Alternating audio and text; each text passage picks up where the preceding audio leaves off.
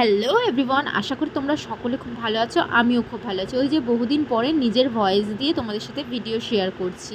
এই যে নতুন রূপে কালীঘাট মন্দির তৈরি হয়েছে, তো যেরকম ভাবনা সেরকম কাজ। হঠাৎ করে মনে পড়লো যে না, একটু পুজো দিয়ে আসাই যাক।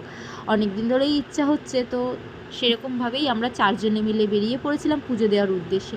এখানটায় তো একটা লাইন পড়েই ছিল, আর আমরা গিয়েছিলাম আরেকটা লাইন দিয়ে। তো এখানটায় আমরা প্রথমেই পুজোর জন্য সমস্ত কিছু কিনে নিয়েছিলাম, নিয়ে এখানটায় আমরা পুজোর দেওয়ার জন্য লাইন দিয়ে ফেলেছি। সন্ধ্যাবেলার দিক হলে কি হবে, কিন্তু ভিড়টা পুরো একই রকমভাবেই ছিল, প্রচুর পরিমাণে। এখানে পুজো দিয়ে চারিদিকটা একটু ঘোরাঘুরি করে দেখে নিলাম।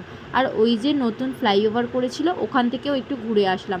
ভিডিওটা ভালো লাগলে অবশ্যই লাইক, কমেন্ট, শেয়ার ও সাবস্ক্রাইব করো। আর তোমরা অবশ্যই জানিও যে নতুন যখন মন্দিরটা হয়েছে তোমরা কে কে দেখে এসছো বা পুজো দিয়ে এসছো।